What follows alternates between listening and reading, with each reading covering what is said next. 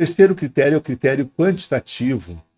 Então, o critério quantitativo ele é importante porque ele vai trazer a relação da intensidade do trauma com alteração infravermelha. Ela não é tão linear, então o trauma pode ter uma alta intensidade, pode variar, às vezes a pessoa tem um esforço maior, um esforço menor, então a evolução dela também vai ser oscilante, não exatamente como está aqui, mas pode ser oscilante, mas sempre vai ter uma curva de tendência. Então esse critério quantitativo ele tem que ser observado em relação a isso. Ah, porque melhorou uma época, depois piorou, melhorou.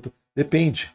Então dessa progressão, porque se ela for progressiva, aqui até num comportamento exponencial ou logaritmo, como está aqui, você tem como estabelecer esse critério quantitativo.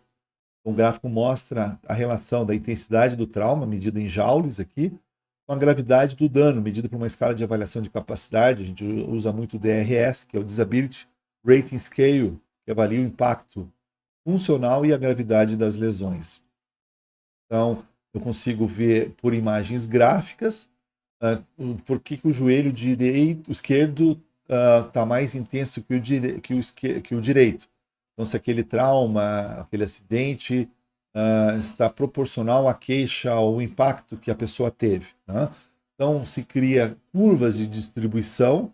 Então, a distribuição do joelho direito tem um padrão normal, uma dispersão mais dispersa, mais simétrica ao eixo, tem uma curtose baixa, um coeficiente de variação maior, e a curva aqui do joelho inflamado com a lesão, ele já tem um pico, uma área mais acentuada, ele já é mais assimétrico, tem uma menor variação e tem uma anormalidade, né, na distribuição. Então isso também faz a gente avaliar.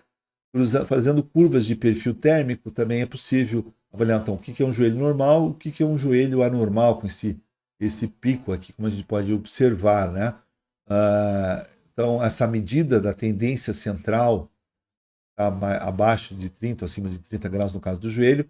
Isso ajuda a gente a classificar em uma alteração ainda leve, moderada ou de alta intensidade. É possível utilizar a mesma técnica nas lombociatalgias, medindo essas diferenças ao longo do tempo. Então, à medida que tem mais exposição, aumenta realmente a intensidade, a correlação com o achado infravermelho.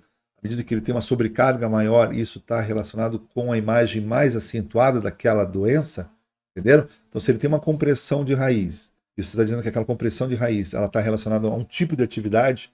Então, se eu aumento a carga naquela atividade, ela piora a imagem, por isso cria-se um nexo de estudo ali, biológico, né, um biomarcador que pode, pela intensidade, sim, auxiliar num contexto geral e te facilitar a compreensão do nexo como um todo.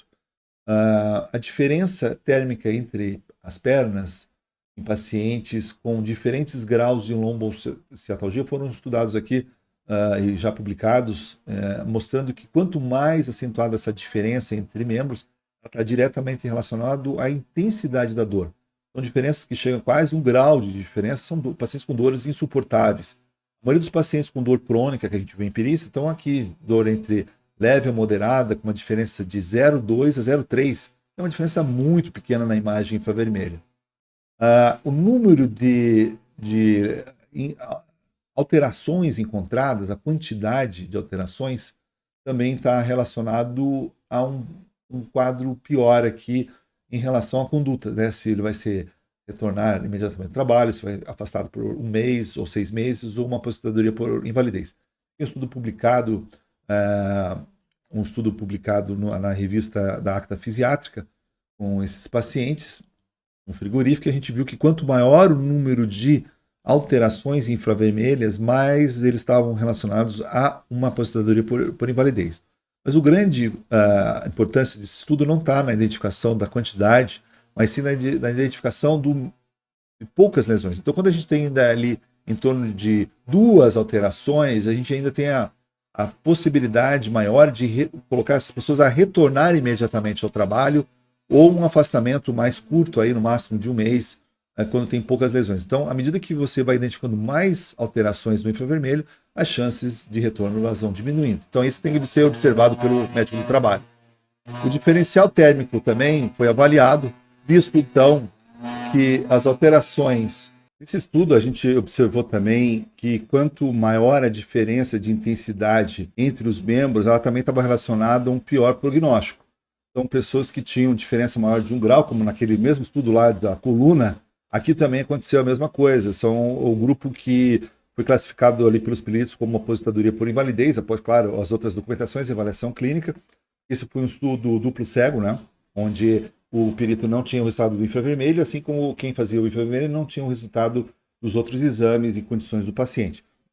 Então, as diferenças acima de 1 grau estavam mais relacionadas ao grupo de aposentadoria por invalidez, e os grupos que tinham uma pequena diferença, abaixo de meio grau, tinham um afastamento aí próximo de 60 dias. Então, não é pela diferença só que a gente vai medir e ter um valor de corte, mas saber que baixas diferenças ainda é possível de trabalhar uma reabilitação melhor e plena. E quando tem diferença muito grande, facilita ali para a perícia nesse sentido.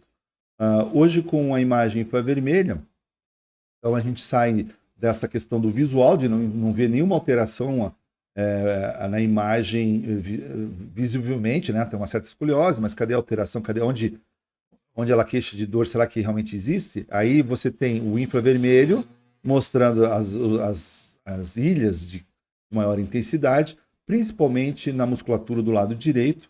Isso tudo pode ser acompanhado no 3D, né? E você vê esses picos aqui, esses picos de maior intensidade nas regiões aqui miofasciais e, no caso, o quadrado lombar. Então é o 3D por interferometria, por imagem infravermelha de sensores Thermocam. Aqui um outro exemplo, né? Ele marcando automaticamente essas regiões, aqui por um estudo de prevenção e identificação precoce de pacientes com dor lombar, e um laudo aqui mostrando a intensidade por região. Então, tudo isso a tecnologia hoje nos permite. A gente usa a imagem, a inteligência artificial, não ela puramente automatizada, mas sim ela combinada, é a inteligência combinada, é o apoio do instrumental do infravermelho combinado com a tua experiência, a tua avaliação como médico para a distinção do que está acontecendo. Aqui outro exemplo, né? Por região e intensidade da região de maior risco de ter alteração. Esse é um paciente com síndrome pós-laminectomia, onde ele apontou algumas regiões de dor que não tem nada visível, muito difícil avaliar até que ponto é ganho secundário, até que ponto realmente tem uma alteração verdadeira. E a imagem infravermelha denota que as ilhas de maior intensidade realmente diretamente relacionadas com o que a paciente estava apontando aqui. Na região acima e abaixo da cirurgia, que são regiões de sobrecarga, depois que faz a fixação daquele segmento. Isso é muito comum de acontecer.